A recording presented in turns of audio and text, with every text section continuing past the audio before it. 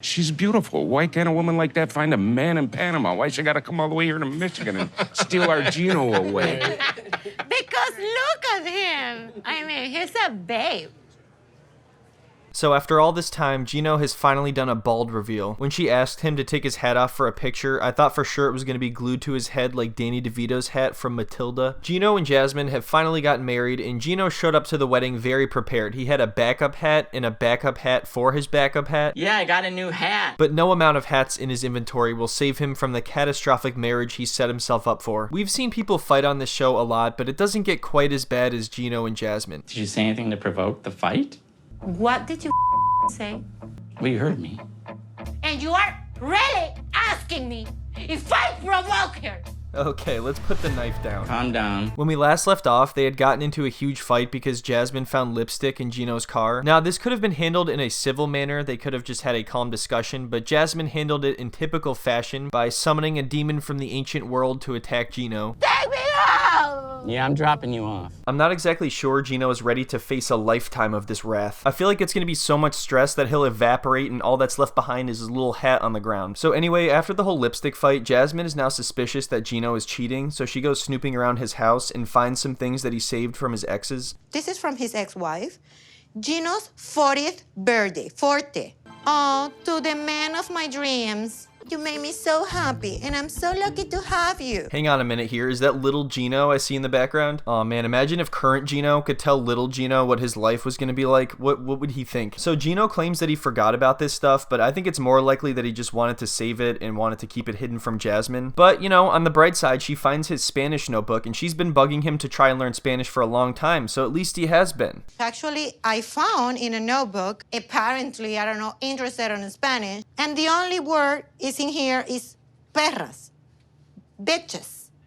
Like, what the heck? Hey, don't diminish Gino's language learning abilities. He has studied that word many times. He knows that word pretty well now. Come on, he's just getting the basics down before he moves on. It's actually kind of hilarious that Gino still only knows like 1 or 2 words in Spanish. How is it possible to date somebody from Panama this long and not know any Spanish? You have to pretty much go out of your way to do that, and he doesn't even try when he speaks the language. He barely even knows how to say hello. It sounds like the most American hello ever. He's like, hola, Jasmine. Jasmine, we're going to Miami. La Playa, Jasmine. Anyway, as crazy as Jasmine can be, she is actually very reasonable in this next scene, and Gino is acting like she's not. I think he's so used to that being the case that he thinks he can gaslight her into thinking that she's the problem in this situation too. But before we get into that, we're just gonna have a quick word from today's sponsor, Galaxy Lamps. When I was a kid, I had a lava lamp because I didn't like to sleep in complete darkness, and also who doesn't like a lava lamp? And recently I was thinking, you know what, it would be nice to have one again, to lay down and relax after a long headache-inducing day of watching Gino and Jasmine. But luckily I discovered Galaxy Lamps instead, and I've been using the Galaxy projector, and I'm blown away, to be honest. What you get for the price is actually pretty shocking. This is a video of my ceiling right here, and it literally feels like you're in a mini planetarium, especially if the room is small. And I only recorded a few of the color combinations. There's a lot of different settings and colors that you can use. Another thing I'd like to mention is how small and convenient this thing is to set up and move around. You can also control everything right from the app, which is incredibly useful. You might be thinking, oh boy, another product that requires you to download an app. When is this going to end? Well, luckily the app is completely optional. The projector will work fine without it. You literally just plug it in and press a button to change the setting, and it's that simple. If you love lamp and would like your own Galaxy projector, head to the link below and use code QUICKSLICE for 15% off your Galaxy Projector 2.0. Anyway, back to the video. Jasmine is upset because she found out Gino had a stripper at his bachelor party, and he's trying to pretend like he doesn't understand the problem with that. If you'll remember back to the first season they were on this show, Gino got very upset at Jasmine because she went to a bachelorette party with a stripper, so... We went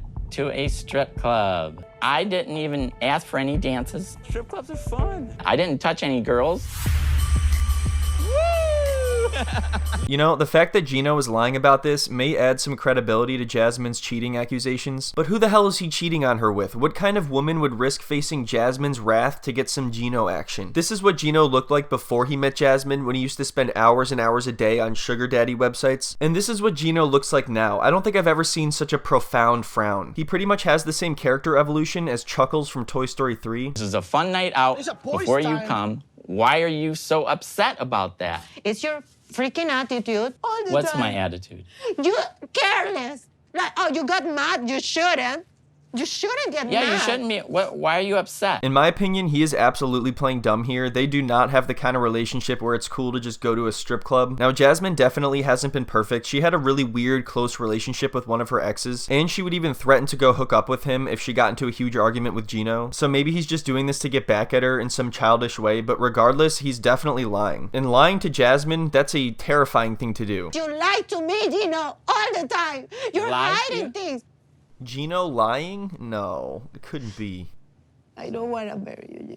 Then don't, please save us all the trouble and don't marry him. I feel like Gino knows at this point when she threatens to leave, it's not really gonna happen, so he just stands his ground a lot more than he used to, even if he's in the wrong. The way he sits there, it's like he wants to make himself as small and unnoticeable as possible in hopes that Jasmine will just not see him, I guess. Like, does he have enough sneak points to just crouch and disappear mid-conversation? Is that what he's thinking? I've never seen such a sad sack of a person. He's like the real-life Toby Flenderson. But apparently the word sad sack implies that the person has good intentions, and I'm not sure he does, so I guess he's just like a sack, which kind of fits because he has the look and personality of a burlap potato sack. I'm not joking, Gino. Okay. I'm not joking. You act like I cheated This on is you. Or something. something. That's the way it feels. I want to go back with my dog to Panama. Even though I agree with her here, I can't with the crying anymore. It's like the boy who cried wolf, the Jasmine who cried Gino. Some people may not consider what Gino did to be cheating, but in their relationship, they definitely do. I'm sure if Jasmine did the same thing, Gino would be upset about it and think that she cheated. So obviously Jasmine doesn't go back to Panama. They just ignore each other for a few days. Gino goes and blows off some steam at the bocce ball courts. Bocce ball, you ready?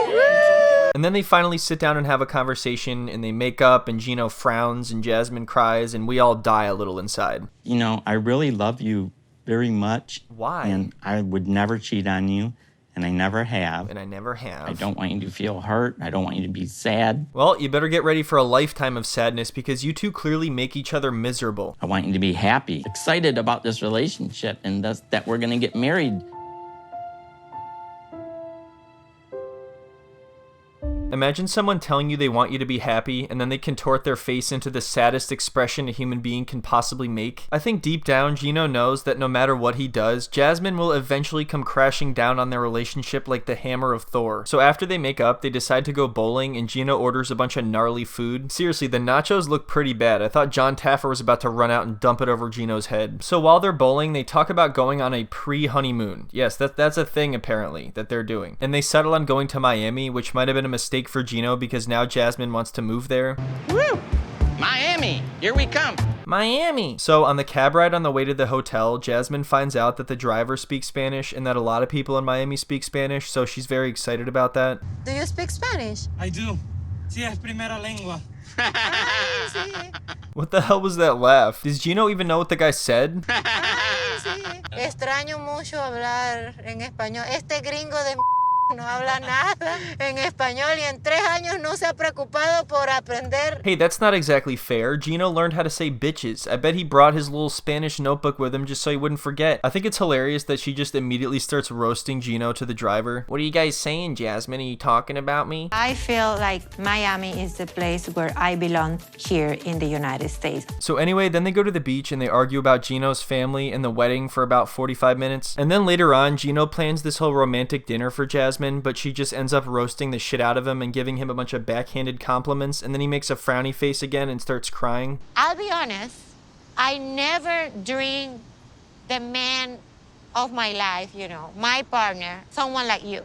What do you mean, someone like me? You know, the type of guy who can't peel a potato despite the resemblance to said potato. Gino, you're a nice guy, but come on, I want a man who doesn't back down from a potato. I am not a pushover, and I'm not going to let Jasmine push me around.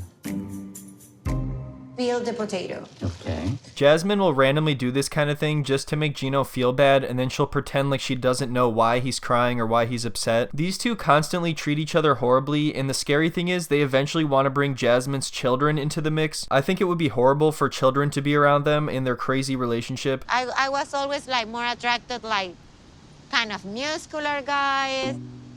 Compare yourself to the last guy that I dated versus you. Dan, He was more like the kind of man that I like. And then Gino's just sitting there like this the whole time. Is there any point to this, Jasmine? My point is, Gino, I chose you and I love you because you paid for my apartment and a lot of other things. And you paid for me to live right down the hall from my ex. And he has a sick body. Blonde. Oh, Blue gross. eyes. Yeah, that's what I like in the past. Now, I like your brown eyes. I like the fact that you're old. I like the fact that you aren't muscular and you're not in shape at all. You're so kind. And I'm so bitchy all the time. Yeah, you can be a real bitch, yeah. What if he pulled out his tiny little notebook? Yeah, you can be a real para, Jasmine. So then the guy literally starts crying and she's like, what happened? I don't know what's going on. What did I say? All I said was a bunch of awful, mean things. So then Gino gets up and he goes over to a plant that he hit a ring in because he's going to propose to Jasmine for the billionth time. This scene gave birth to one of the scariest images of all time. Here we can see Gino crouched over next to a plant holding a bag with a ring in it, smiling creepily. So after this, Jasmine reveals to Gino that part of her butt implants were paid for by her ex, Dane. But it's okay because it's like charity. That's what she says. That's how she explains it. She was like, hey, you know what? I kind of need some butt money. I'm going to hit up my ex. He's very charitable. He'll help me out. This is just a friendship thing. Friends do this all the time. Why is he giving you $2,000? Now he's gonna expect something from you. Like what? Nothing, because he is an altruist person. He does charity. It was like charity. There you go, Gino. It was just butt charity. That's definitely one of the more ridiculous statements I've ever heard on the show. The hilarious thing is she used most of Gino's money to pay for this, and then the rest was her ex. So it's like Gino and her ex are competing with each other over who paid for more of her butt. This is a really bizarre love triangle. Anyway, now the subject of Gino's exes gets brought up. When they were first on the show, Gino had sent explicit pictures of Jasmine to one of his exes to try and rub it in her face, which is one of the most messed up and childish and immature and horrible things you could do to somebody. And then Jasmine claims that his ex sent those pictures to her job and that's how she lost her job. Gino asks if she just did that out of the blue or if Jasmine instigated something between her and his ex. Why he decided to ask her this when she is holding a knife, I have no idea. Did you say anything to provoke it? Oh shit. What did you say? Run, Gino. Did you say anything to provoke the fight? Jasmine instigating an argument? That's not like her. I'm terrified just watching on TV. I can't imagine actually being there. You can see the fear in Gino's eyes. What did you say? That I provoked her? No, I asked you, did you provoke something or did she start attacking you over nothing? Wow. Was there anything that you said? Wow. This is from like 2 years ago. Is this really the hill you want to die on, Gino? I'm afraid that may not be metaphorical. I feel like Jasmine may chase you up a hill with a knife. There's some valid concern about her being friends with her ex, but then Gino goes ahead and ruins everything. And you are really asking me if I provoke her? Yeah, did you? Calm down. What the is wrong with you? Down, Jasmine. Let's just talk about this like civilized. Get out of my house! I wish I have done that last night. Oh, here we go again with this. I wish. I wish I could my exes because they were great. So then Jasmine storms off and she's like, I'm not gonna marry this idiot. And then what do you know? She gets married to this idiot. Anyway, that's all I got for this one, but don't worry, I'll be back with another video very soon. Thank you so much everyone for watching. I really hope you enjoyed the video. Also, just a quick thanks again to Galaxy Lamps for being today's sponsor. If you'd like to see more, you can head on over to Patreon to find content that's not on YouTube, including a video about Jose and Luis. But either way, thanks so much everyone. I hope you all have a wonderful week and I'll see you next time.